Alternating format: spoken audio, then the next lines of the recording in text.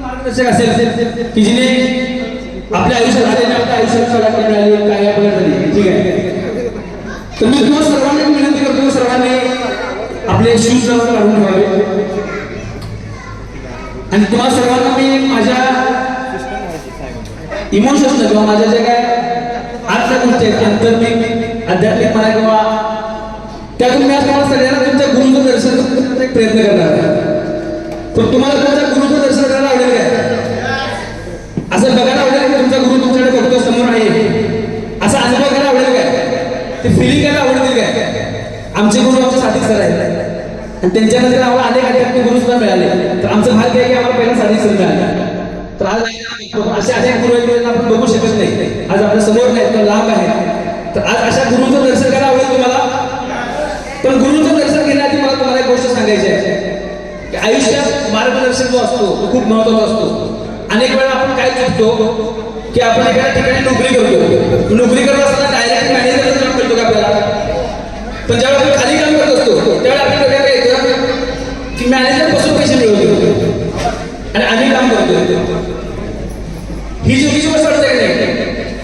Manager काय करतो, बसून पैसे मिळवतो आणि आम्हाला काय करायला काम करावं लागते. अशीच मेंटॅलिटी ही खूप चुकीची आहे. अनेक ठिकाणी असं केलं होतं की पहिली स्टेप आहे, दुसरी स्टेप आहे, तिसरी स्टेप आहे, माणसामध्ये बदल होत जातो. तो आर्थिक असेल, मानसिक असेल, सामाजिक लेवलला असेल, ज्याची ओळख नव्हती काय त्याची ओळख निर्माण झाली. ओळख निर्माण झाल्यानंतर सुद्धा त्या व्यक्तीमध्ये असा इगो येतो, अहंकार येतो. त्याला असं वाटतं की मला फक्त ह्या लोकांनी मॅप दाखवलाय, यायचं काम कोणी केले, प्रयत्न कोणी केले. पण मला एक सांगा, आज हिंदी येत असताना सुद्धा जर मॅप नसता तर किती अडचणी आल्या असत्या. एक छोटासा मॅप जर नसता अडचण आल्या असत्या का नाही? मॅप असताना सुद्धा अडचण आल्या का काही लोकांना. आजूबाजूला आपण फिरत होतो का नाही? थोडा इगो पण लागणार आहे मॅडम, नंतर सॉंग घ्यायचं आहे. हा आणि बास कमी करा, ट्रबल थोडंसं आहे का. हॅलो, आता आवाज येतो ना व्यवस्थित? मागं आदित्य नाईक सर येतो आवाज सर? आवाज घुमतोय, हे हॉलचा प्रॉब्लेम आहे. तो काय करू, ती काठी फेकतो की ज्या काठीने त्याला आयुष्यभर आधार दिला होता, ज्यावेळी त्याला खऱ्या अर्थानं आधाराची गरज होती. आज आपल्या लोकांच्या मध्ये अशा अनेक लोकांच्या मध्ये काही विचारसरणी चुकीच्या ज्या असतील त्या चुकीच्या विचारसरणी काढणं गरजेचं आहे. आणि ह्यासाठी मी तुम्हाला एक गोष्ट सांगायची आहे. महाभारत माहिती आहे सगळ्यांना? महाभारतामध्ये काय काय घडलं तुम्हाला सगळ्यांना माहिती आहे. महाभारतामध्ये एक युद्ध घडलं हे तर माहिती आहे. युद्धामध्ये दोन टीम होत्या. कुठल्या पण टीम होत्या? एक पांडवांची टीम होती, दुसरी कुठली होती? कौरवांची टीम होती. आता या दोघांच्या मध्ये सेंटरला एक व्यक्ती होता. कोण माहिती आहे?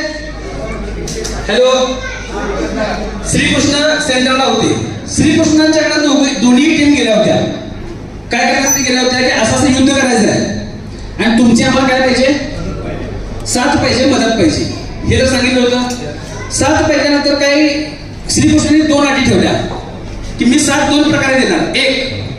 एक तर माझे सगळे सैनिक मी काय करणार तुम्हाला देणार आणि दुसरी अट काय होती? दुसऱ्या टीमला फक्त मी असणार सोबत. मी शस्त्र उचलणार काय?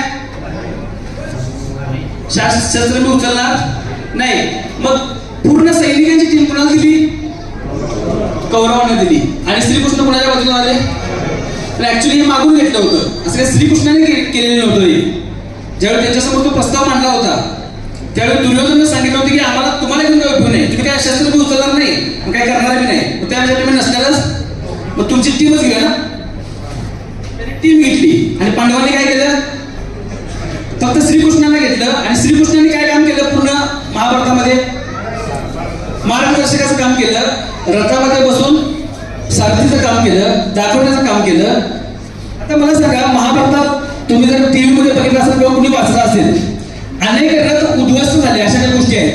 यांचा पान केला, मग त्यांचा पान केला, यांनी भाला फेकला. ते आम्ही टीव्ही बघितलं, एक पान सोडला की असे 50 पान जायचे, ते जाळ पण जायचा, नागोबा जायचा, असं काय काय होत होतं. पण त्यावेळी काय खरं होतं काय? पण ज्या ज्या रथावरती आक्रमण झालं, अनेक रथ उद्ध्वस्त झाले. पण ज्या रथामध्ये श्रीकृष्ण होते तो रथ उद्ध्वस्त झाला काय? नाही झाला. आणि गंमत अशी होती की त्या रथामध्ये बाण मारण्याचं काम कोण करत होतं? अर्जुन करत होता. अर्जुन कोणाचा शिष्य होता? द्रोणाचार्यांचा. त्याला युद्ध कला कोणाकडे शिकली होती? आता असं असताना सुद्धा द्रोणाचार्य कुठल्या टीम मध्ये होते? विरोधकाच्या टीम मध्ये होते. अशा सगळ्या गोष्टी होत्या. आणि ह्या गोष्टी होत असताना अर्जुन एक बाण मारल्यानंतर जो इफेक्ट व्हायचा तो तिकडे 10 बाण आल्यानंतर सुद्धा इफेक्ट होत नव्हता. ती एक एनर्जी ताकद त्याच्यात वाटली होती.